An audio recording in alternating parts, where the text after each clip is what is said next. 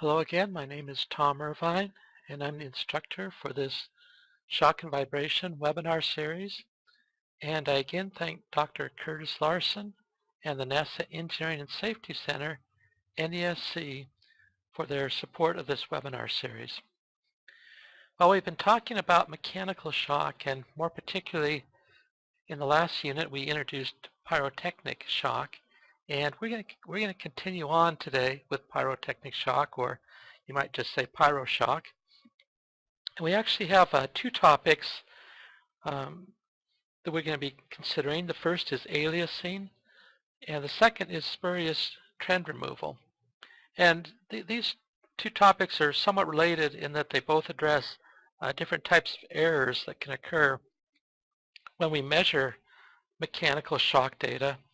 And this is more a particular problem for the case of near-field pyrotechnic shock measurement.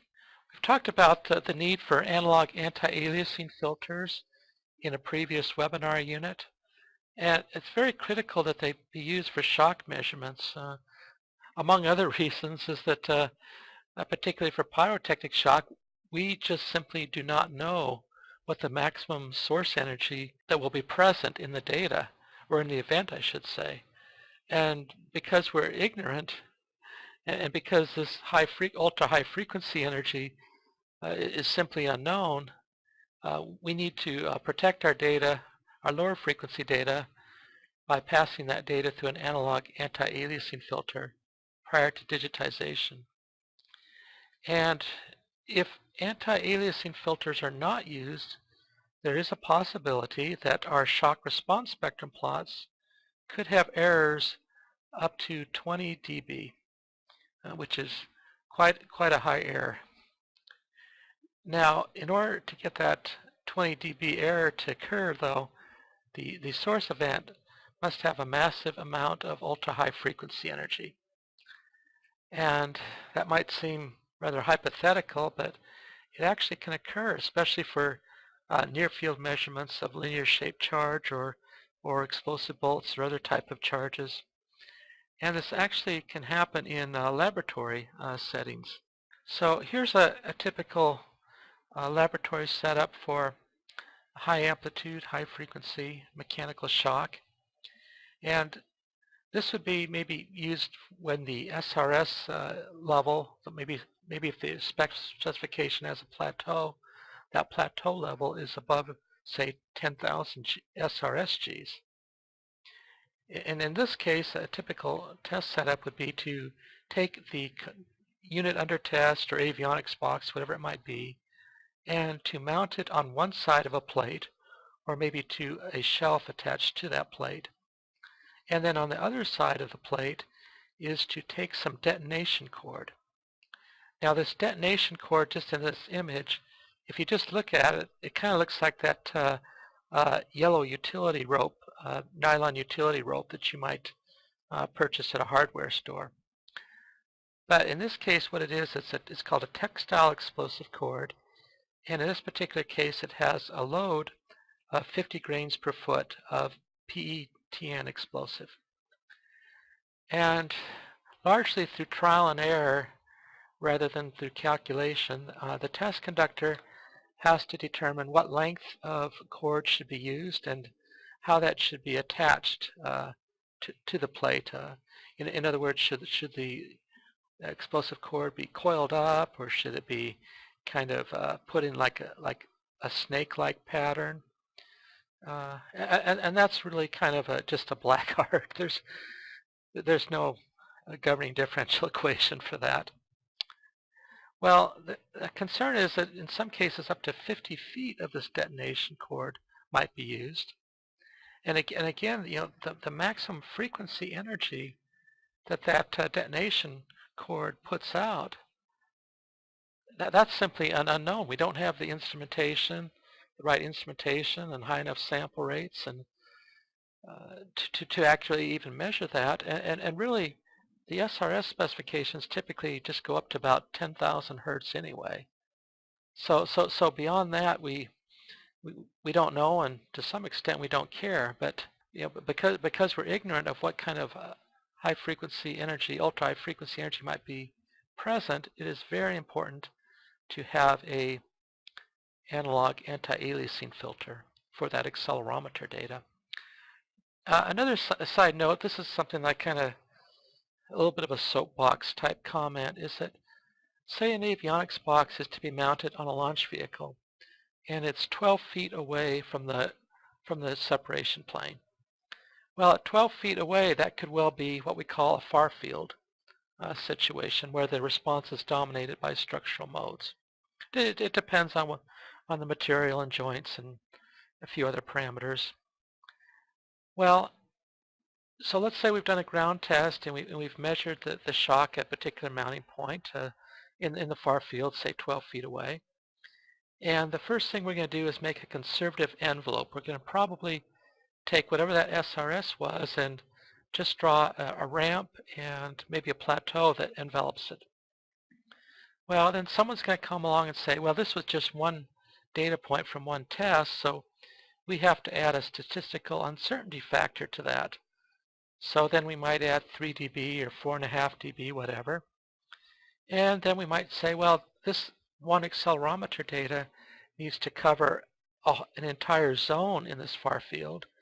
So I suppose we could add on a spatial uncertainty factor as well. And so we get our maximum predicted environment level, or sometimes it's called a maximum expected flight level, whichever. And then someone else comes along and say, well, but to make that into a qualification test level, we have to add 3 dB or 6 dB. So then we add some more margin on. And then someone else says, well, some of these components in that zone are the range safety flight termination components. So the range is having us add on another 3 dB. So we have a dozen or so dB added on to this one measured data point. And what that effectively causes us to do is to take that avionics box that's mounted in the far field and test it in a near field configuration as shown in this image. Well, as it turned out, there's been a problem in the test industry with certain labs, and one in particular that I won't mention, did shock testing for many years without using any type of analog anti-aliasing filter. And here's a little subtle riddle, and I don't expect that you to understand this the first time through, because I'm going to show you some plots later on that'll make it a little easier. But there was a test lab that performed a shock test with a certain sample rate, and one of their customers asked the test conductor to increase the sample rate. Well, the conductor said, oh no, then we would have to increase the length of the detonation cord. In other words, have to increase the length of the detonation cord so that the resulting accelerometer data came within specification of the SRS spec. Well, that does not make sense at all. That third bullet there that's just crazy talk, although it's also case history. Well, the explanation of all this is that the increasing the sample rate gives more accurate results. Now, when we're collecting data, it's always good to have a very high sample rate, more than we think we need. And increasing the sample rate does, in fact, give us more accurate measurements, but of course, there's also a potential diminishing returns effect as well. So we don't have to have some insanely high sample rate. And the anti-aliasing filter helps us to justify using a lower sample rate. But the lab in question did not use analog anti-aliasing filters. So the accelerometers were picking up this high frequency energy, and after that data was digitized, that high frequency energy was reflected down to lower frequencies. And the SRS appeared to be within the specified tolerances, so the plots looked good and everyone was happy, but in reality, the component was being under-tested. And unfortunately, this error affected many components which had been tested for many customers over a period of many years. And it created a huge stir in the testing community. Well, what I'm going to do next is go through a numerical experiment. Now, This is going to be a numerical experiment using digital data to somewhat simulate the type of problem that happened, and also to help you understand this better. And of course, the bottom line of all this is quite simple. You must use an analog anti-aliasing filter. So let's start off with a hypothetical specification. Now, this is not representative of real specifications because the final breakpoint is 250 kilohertz. Well, typically for a Pyrotechnic SRS type shock test, the spec would go from 100 hertz to 10,000 hertz. That's the convention. But just for educational and demonstration points or reasons, I'm taking that final breakpoint at 250 kilohertz. And this particular shock has a ramp and then a plateau. So the next thing we're going to do is synthesize a time history using damped sinusoids to satisfy that SRS spec.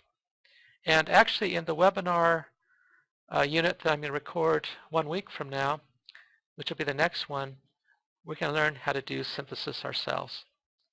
But anyways, that blue curve there at the top, that's an acceleration time history.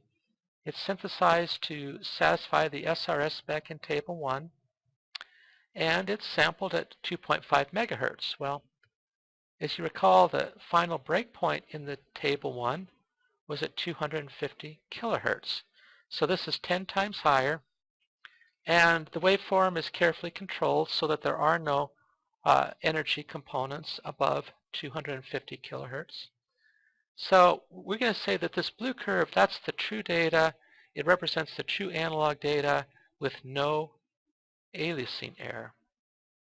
Okay, now the bottom curve, the red curve here, is equal to that blue curve, except we've decimated it by a factor of 32 with no low-pass filtering.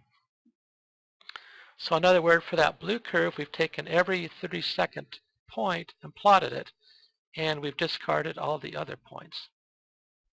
So the bottom curve is effectively sampled at 78.125 kilohertz. And this potentially has aliasing. Now, if you look at these two signals, this blue curve here has a peak of about a little over 600 Gs, whereas this red curve here, its peak is just a little above 500 Gs.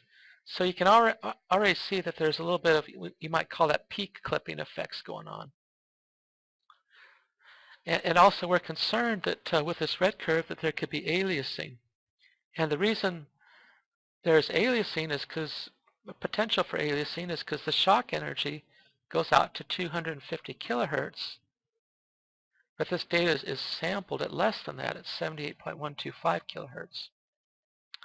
Okay, now if we take a close-up view, and this is from 0 to 800 microseconds, and the blue curve is the original data. We're calling this the true data that truly represents the event, accurate data with no aliasing. Now the red curve is the decimated data. And decimation itself is kind of analogous to low-pass filtering, somewhat, but you got to be a little bit careful with that. But you can see that at least for this case, that the red curve smooths out the blue curve. And that again was accomplished via the downsampling or decimation. Now let's take an SRS of both of those curves. So the title of this is SRS, Q is equal to 10. We've got peak acceleration G versus natural frequency in hertz. And the original data, this is the so-called true data. It was sampled at 2.5 megahertz. Okay, the blue curve is that SRS. And then the red curve is the decimated curve. And since it's at a much lower sample rate, it can only go out to, in this case, the red curve goes out to about 10,000 hertz. Whereas our blue curve goes up to just a little bit above its, well, it goes up to about 250 or so kilohertz, which was the maximum energy present. Actually, it goes up to slightly above 300 kilohertz. But anyways, just looking at the blue curves and red curves, they're pretty similar over most of the frequency spectrum up to 10,000 hertz, and by the time we drew our plus and minus 3 dB tolerance bands, or maybe we're using plus and minus 6 dB tolerance bands, about the nominal level, we would say, well, there's not really a problem. This is okay for a test situation, so there's no real reason to jump up and down and get excited. Everything's good so far. Well, let's change this a bit. Let's say that for this specification that at the 250 kilohertz frequency, we now have 50,000 Gs. So we've tremendously increased the acceleration at 250 kilohertz, and we've done this to simulate what could hypothetically happen in a near-field pyrotechnic shock situation. Now, how well does this actually represent a near-field pyrotechnic shock separation type event or detonation? Well, I've never had the instrumentation to measure up to that frequency and up to that level, so I can't say for sure, but let's just go with this and see what happens. We're going to pretend. So through our pretended example, we synthesize again a time history at 2.5 megahertz. That's the top curve, the blue one, and we're assuming that that's the accurate representation of that source shock event in the near field. The bottom curve, we're simulating aliasing by downsampling or decimating by a factor of 32. And now, unfortunately, I made these two curves with different y limits, but you can see this blue curve here goes up to maybe about 13,000 Gs, where this decimated curve is less than 10,000 Gs. So already you can see there's sort of a peak clipping effect going on, which could be a concern. But let's see what happens when we zoom in. So we're going to zoom in. In this case, it's to be up to 400 microseconds. And we've got acceleration time history. The blue curve is what we're calling the true data with no aliasing. The red curve is our decimated data. And what's happening now is that it's no longer so much that the red curve is smoothing out the blue curve. It's just sort of jumping around, and it looks like there's a potential that this red curve has introduced some low frequency distortion. So that's what we have to sort of watch out for. And let's see what happens when we take a shock response spectrum of each curve. So we have a plot here, SRS, Q is equal to 10. The y-axis is peak acceleration G. The x-axis is natural frequency in hertz. The blue curve is the one which meets the specification. Now, this red curve here is our decimated curve. And remember we talked about the potential for low frequency distortion? Well, that's what happens. And another way of saying this is that some of that high frequency energy gets reflected down about the Nyquist frequency and deposited at the low frequencies in a very bogus or spurious manner. And as we go along the different natural frequencies up to 10,000 hertz, the error varies by 10 to 20 dB. So that's a very serious error. And the blue curve is the accurate one, and the red curve is the inaccurate one because it has aliasing errors. And this, in sort of a very simplistic way, is kind of sort of what happened in one of the major test labs where they were getting plots. In other words, without using aliasing, anti-aliasing filters, just by way of this example, the test lab was coming up with these red curves that were within spec, but in reality, the data was down at the blue curve level. So components were being under-tested by 10 to 20 dB. And that caused a lot of consternation, and different people, different engineers had to go back and revisit how they derived the test levels in the first place, hopefully being able to show that they were overly conservative conservative and that they could take out margins, so they did not need to go and retest all their components. But it was really a, this is going back about 10 years or so. It was a huge issue. Now that concludes the first part of our webinar today. Now we're going to talk about another error source. So aside from aliasing, there are other things that can affect the quality of our accelerometer data. And this is more particular for near-field pyrotechnic shock. But we need to be aware of this for regardless of what type of field and what type of device we have. And this type of spurious trend includes baseline shifts or zero shifts, spurious low-frequency trends of all sorts. And there was an engineer by the name of Anthony Chu, and he noted that the zero shift can be of either polarity and of unpredictable amplitude and duration. And he identified 6 potential causes of zero shift, and this is more particularly for piezoelectric accelerometers. Overstressing of the sensing element, physical movement of the sensor parts, cable noise, base strain induced errors, inadequate low frequency response, and overloading of signal conditioner.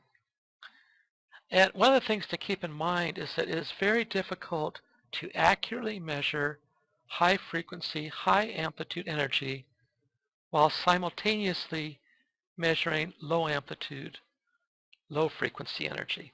That's just tough to do. And in fact, in many cases, our SRS specs for pyroshock begin at 100 hertz because we just sort of throw up our hands and say, well, what's below 100 hertz is questionable anyways. Now, there's a particular type of error source that actually combines a couple of points from that previous list. And this is where the accelerometer's own natural frequency is excited.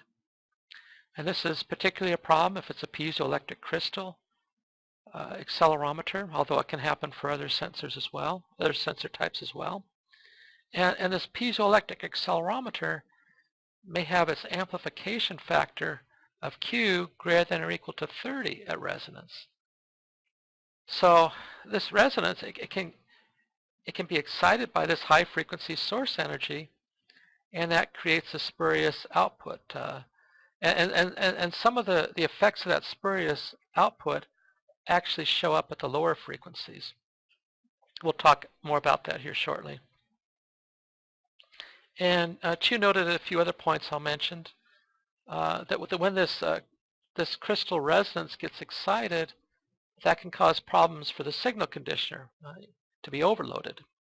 So when a signal conditioner attempts to process this signal, one of its stages is driven into saturation. Now, I kind of use that term saturation loosely. I tend to be a little careless, I guess, or kind of generalize and say any type of offset or baseline shift in my accelerometer data, I'm just going to call that saturation. But I guess a more particular circumspect definition is that the signal conditioner stage or one of the stages is driven into saturation. Not only does this clipping distort the in-band signals momentarily, but the overload can partially discharge capacitors in the amplifier, causing a long time constant transient. And that's what shows up as kind of the low frequency error in the shock data. And it could cause zero shift or some spurious low frequency trend. Now, there's a couple of things that we do to try and judge the validity or quality of our accelerometer data. We expect our acceleration time history to oscillate somewhat symmetrically about the zero baseline. And then as we integrate that signal to velocity, we also expect the velocity to oscillate about the zero baseline, or at the very least have a net zero velocity. The positive and negative SRS curves should be similar, and let's just say within 3 dB at all natural frequencies. And then the SRS positive and negative curves should each have initial slopes from about 6 to 12 dB per octave. Now having said this, there are some special cases that you might come across, but say for about 95% of what you would measure, these are good guidelines for judging your data. And otherwise, editing is needed. And I should say also that editing can also be required for other reasons as well. And I think at some point we're going to talk about electromagnetic interference and electromagnetic pulse spikes that can show up in the data. And sometimes those spikes have to be edited out manually. Okay, and I think I have another slide. Where's my slide of the... Did we skip over a slide? Well, the point is sometimes we need to do data surgery, and I thought I had a picture of a surgeon. Maybe that's coming up. Okay, now last week we talked about an RV separation event, and we said, okay, here's this flight accelerometer data, and we learned about pyrotechnic shock using that pulse. We did an SRS, and actually what we looked at previous was not the raw data. It was actually the cleaned up data. And this is what the raw data looks like. So today we're going to sort of back up and go to what the raw data was from that accelerometer measurement. And the raw data has a shift, a baseline shift of about minus 100 G. And that is at least a yellow flag and probably a red flag. I'll say it's really kind of a red flag because certainly we do not expect that RV, this was an RV separation event, to undergo 100 G of rigid body acceleration. So we have to clean that up. Now if we integrate to velocity, then we get this huge, we call this sometimes a ski slope effect. So there is no way that at the end of the event the velocity was minus 3,000 inches per second. And again, we're talking about the dynamic velocity as opposed to what the CG velocity, or rigid body velocity, is. Now, when we take an SRS of that the raw data, so we have acceleration SRS, Q is equal to 10, and along the y-axis we have peak acceleration G, along the x natural frequency in hertz. Now, in this case, the green curve is the negative, and the blue curve is the positive. Well, the SRS came up with actually some zero amplitudes for the peak positive response below about 150 hertz, and since this is a log-log plot, the MATLAB software was unable to plot those zero amplitude points, so those were just truncated cut out or deleted from the plot. So that's why you see this blue curve, it's just falling off and then it just stops. Well, there's several warning signs here. One is we expect the slopes for each of the two curves to be somewhere between 6 dB per octave to 12 dB per octave, and that doesn't happen. Here we have almost just a flat plateau, and here we have a very high drop-off. So that's a clear warning sign. Now the curves also tend to diverge somewhere below 800 hertz. And above 800 hertz, you can see those positive and negative curves are very similar. Below 800 hertz, they start to diverge. And the divergence of those two curves is a warning sign. Okay, here's my surgeon picture. So some people would say, oh, we have to throw out that previous data. It's bad data, it's no good, throw it out. Well, that data is precious. It's gold to us. And we want to save that data because it's the only data we got. So we're going to do everything we can to save that data. Now, when we talk about saturation effect removal or spurious trend removal, there is no one right way to do that. But again, data is precious, so we want to recover our best engineering estimate of what the true data is. And our goal is to obtain, and I've underlined the word plausible. We want to come up with a plausible estimate of the raw acceleration, of the true acceleration time history and its SRS. So what I'm going to say here, this is my own propaganda, take it for whatever it's worth, is that regardless of whatever trend removal method you use, please document that and show your data before and after your cleanup process. And again, is how to do that cleanup process. There is no one right way. It almost becomes, in some cases, you have to just go by channel, and sometimes even use different methods on different channels. But there are different methods like polynomial trend removal, various types of high-pass filtering. And I think, as I mentioned earlier, there could be electromagnetic interference or electromagnetic pulse spikes that have to be manually edited out. And these could happen, for example, there's a cable with delivering current to the initiator for that pyrotechnic charge. And if that cable is running maybe parallel with the accelerometer cable, or if the accelerometer cable doesn't have the proper shielding, whatever, there could be some interference that could show up in that accelerometer data. And one thing we do, we can do this in ground test but not in flight, is that during a ground test we'll have one accelerometer that will just be suspended freely from some bracket or stand or something. So we have this accelerometer, it's just suspended in air, and it's not attached to any mechanical structure, and we can use the data from that accelerometer, which should be just zero amplitude, but if there's any ground loop effects or electromagnetic pulse effects that show up in that accelerometer, that's an important piece of data, because that can guide us in terms of removing similar effects from the other accelerometer channels. Well, one of the points I want to make, the last bullet, is I am just not a fan of turn the crank methods for doing this. I think each data record is unique and deserves its own tender loving care. And if you've done a massive test where you have 100 different channels, then yes, you have to spend time going through those signals, one by one to do this. That's just my opinion, for whatever it's worth.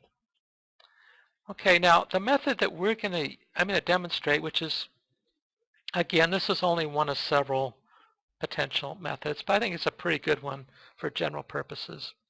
We're going to do something called a mean filter. Now, a mean filter it's a simple sliding window filter that replaces the center value in the window with the average or mean value of all the values in the window. And it's actually quite a simple concept. And what this does is it smooths out the data, so it's really a low-pass filter of the data. But then if we take this mean filter, low-pass filter data, and we subtract it from the raw data, then indirectly we've high-pass filtered our data. So again, that's taking our raw data, subtract the mean filter data. That gives us our indirectly high-pass filter data. And that's actually quite useful for cleaning up pyrotechnic shock. And just as an aside here, if you do a Google search on mean filtering, about 95% of the links will be to mean filtering for optical images. That the people that process optical images love to use mean filters to smooth out those images. But mean filtering can also be used on digitized time histories. So let's go ahead and do a MATLAB exercise where we're going to apply this sort of indirect mean filtering to some accelerometer data, which that's going to be the raw flight accelerometer data from the RV separation. So let's go to vibration data, if I can type correctly. So this week we're up to 6.2 and rising. And we have a new function here called shock saturation removal. So let's go to this. So this is the shock response spectrum for a single degree of freedom system subjected to base excitation with saturation removal. And that's saturation removal, again, is via this indirect mean high-pass filtering. So and it has to be an acceleration, time history, time, and acceleration. So we're going to call up our raw data, our raw pyrotechnic data. English units, Q is equal to 10. Apply saturation removal, yes. Now typically we go from 100 to 10,000 hertz for our pyrotechnic shock specifications, where we're deriving a spec from measured data, I should say. But I'm going to start at 10 hertz because that's going to help demonstrate better what's going on with the saturation removal. So we're going to go ahead and calculate this, and we have our raw data in figure 1. And figure 2 is our SRS of that raw data. Well, you've seen this before in the hard copy, and here we've clicked on, here we've clicked on apply saturation removal yes, but actually that process hasn't started yet. We have to, that's just setting up for our intermediate step. So here we have our two curves diverging, and we want to come up with a plausible estimate of what the actual event was in these lower and mid-range frequencies. So we go over to this middle column here where we have some options. And the desired slope. Now, this is just sort of kind of a loose goal, and the initial slope we expect to be somewhere between 6 to 12 dB for both curves. So I'm just going to split the difference and say 9 dB per octave is our desired slope. And what actually we're going to be doing here is we're going to be varying two parameters, the maximum number of passes and the maximum window size. And the maximum number of passes just means how many times are we going to filter the signal. And for what we're doing, probably 1 is good enough and is in fact the best choice. The window size, that's the size of that sliding window. And I'm going to say 400 is going to be our maximum size. That's just sort of a default parameter. You can change these however you like for your data. So what we're going to do actually is do mean filtering for windows up to maximum size of 400, and we want to determine what the best outcome SRS is going to be. And we've got several criteria for judging what the best outcome is going to be, and that's going to obviously, in other words, out of all these candidate filtering cases, we're going to pick the best one, which best meets our criteria. And that includes having initial positive and negative slopes of, in this case, as close to 9 dB per octave as we can get. We certainly expect the two curves, positive and negative, to be reasonably similar to one another across all the natural frequencies. And the software has already figured out for this case, based on its own criteria, that 640 hertz is a key frequency. And we're going to say above 640 hertz, we want our resulting SRS to be the same as the SRS of the raw data. So that's another criteria.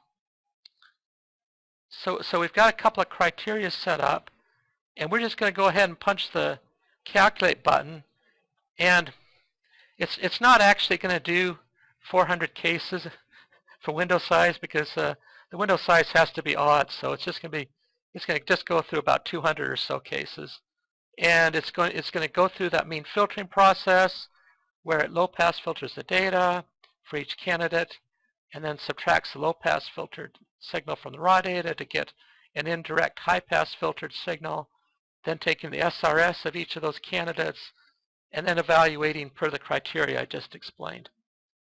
So let's go ahead and click calculate, and this is actually going to go very quick because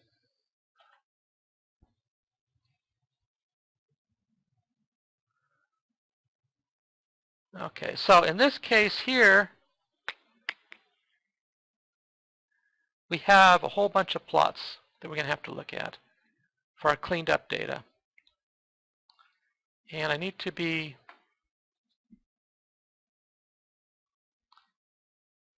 careful how I show these to you.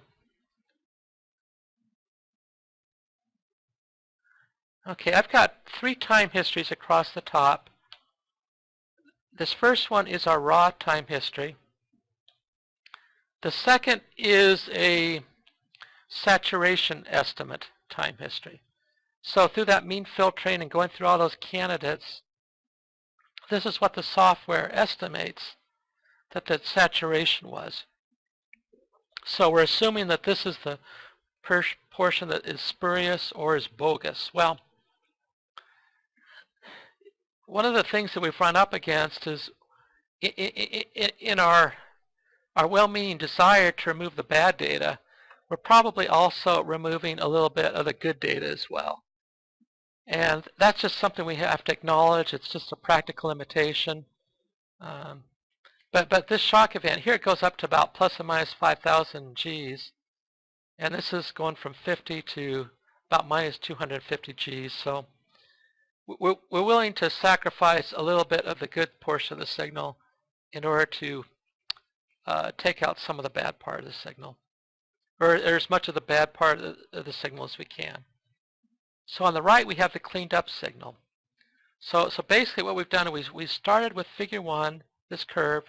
We've subtracted the curve in figure 3, and that gives us the cleaned up signal in figure 4. And this is our best estimate of the plausible true event. Now, one thing that happens, and this happens just really regardless of what trend removal or filtering we use, is that when we do this, we tend to get a little bit of distortion in the pre-shock.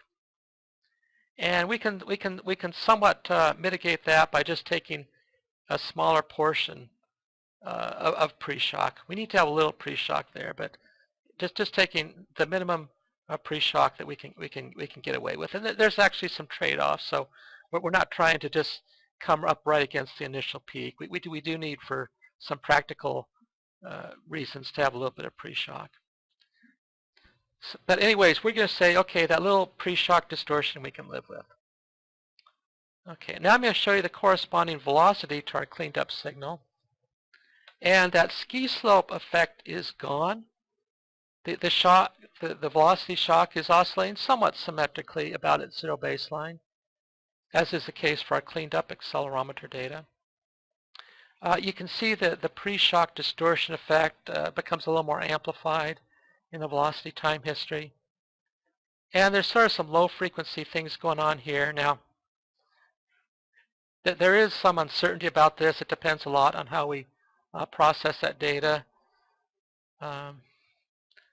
But this is probably just about as good an estimate of the source velocity as we could get. It's reasonably so. The other thing I want to show you here is how our SRS plots came out. So on the left, we have the SRS of the raw data, which we've already talked about. On the right, we have the SRS of our cleaned up data. Now, in this case, well, a couple things to note. Above, let's just pick 800 hertz. Above 800 hertz, if you just sort of take your eyes from one curve to the next, it looks like those are pretty similar, not exact, but for engineering purposes,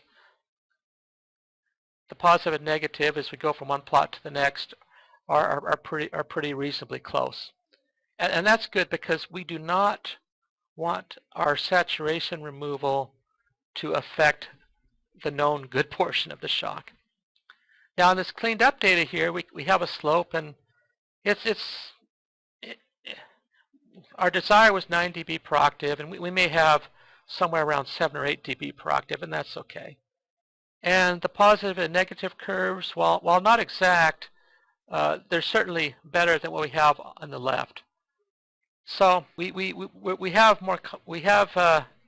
How should we say this? For the purpose of plausibility, we have some measure of confidence in our cleaned up data. It's certainly plausible for what that source shock is in that near field on that flight vehicle.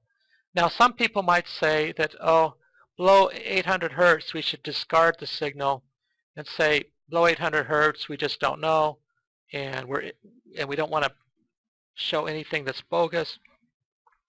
Well, that's actually a very good argument, but we may have a need to come up with a specification, maybe a component test spec or just a characterization of the source shock that does go down to 100 hertz. So within our best engineering judgment, this is what we come up with for what certainly is plausible. And again, it's important to, whatever we do, let's document whatever we did, and let's show plots before and after in our test report. And that's fair and that's honest. And really, that's the best we can do. Well, the best we could do would be to prevent this error in the first place, but after the fact, that's the best we can do. And there are actually some vendors that make accelerometer nowadays that have built-in mechanical low-pass filters and or built-in electrical low-pass filters that help mitigate both the potential for aliasing and mitigate the potential for the accelerometer crystal natural frequency to be excited. And if we can use those accelerometers, and I have used some, and I'm not going to be a spokesman or salesman for any of the vendors or companies or even mention model numbers, but you can look those up yourselves, or if you are planning a test and you want my input for sensors, you can contact me separately via email. But if we use those type of sensors, and one comes to mind that actually has a mechanical, or it has a rubber, well, it is a mechanical low-pass filter via a rubber O-ring. So there's this little tiny rubber O-ring that protects the crystal from the outer case, and that actually provides some isolation, and the isolated frequency, I think, is close to about 10 kilohertz. And I've used those, and they tend to work fairly well to mitigate these sorts of effects. But no matter what sensor you use, there's always the possibility that the sensor might break, or the sensor might have something spurious might happen to it. And as great as those little O-rings are inside that one vendor's accelerometers, there's, anytime we're dealing with something like that, there's a possibility of excessive relative displacement or bottoming out or other things that can happen. And so some people would use a piezo resistive or strain gauge accelerometer instead, but those are fragile and can have some problems of their own.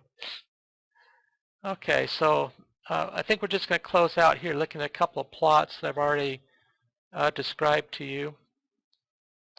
So there's our cleaned up acceleration time history, where we've allowed just a slight amount of pre-shock distortion, and the cleaned up SRS, and our mostly plausible velocity time history. Okay, that concludes this unit. And again, I'd just like to say, I said it before, one more time, that there really is no one right way of doing this trend removal. There's certainly other methods that we could have used, and some of those other methods also have merit of their own. Everything, by the way, everything we've done in class today, or this webinar today, I'd like you to go back and do on your own. But let's go back to vibration data. Here's another choice we could have done. We could have taken our time history, and we could have gone to the filter various option. And if we go to this option here, you see, well, there's Butterworth filter, Bessel filter, and mean filter. Well, we've covered Butterworth filter in a previous webinar unit, and we've also talked briefly about Bessel filter. And the mean filtering technique is something that we discussed today, but it's implemented in this shock saturation removal function. Well, we could have gone to our Butterworth filter, called in our data and our raw accelerometer data, and we could have high-pass filtered that. Now, choosing that high-pass filtering frequency is a matter of engineering judgment. It could have been 50 hertz or 80 hertz or maybe somewhere. And we could have calculated that high-pass filter data via the 6-order Butterworth filter. We could have then saved that output array into MATLAB for our high-pass filtered via 6-order Butterworth. And then we could have gone to the shock response spectrum function and calculated the SRS of our high-pass filter data. That's another way. My own preference is to use this indirect mean filter method that we used in our shock saturation removal routine there. But, your mileage may vary. And again, I look at a piece of shock data as each acceleration time history is unique. And I'll go in, and even if I have 100 channels, I'll provide TLC to them on a one-by-one basis. Now, in many cases, it could be something simple, just a slight baseline shift that can be easily corrected via a mean removal. But in some cases, particularly as we get into the near-field shock measurements, we're more prone to get these type of saturation effects and effects that are more pronounced. But anyways, I hope you've enjoyed this webinar unit, and please contact me if you have any questions. And next time when we get together, we're going to be talking about synthesizing time histories to satisfy shock response spectrum. You can see what we're going to do next week: wavelet synthesis and damp sign synthesis. So have a good evening. Thank you and goodbye.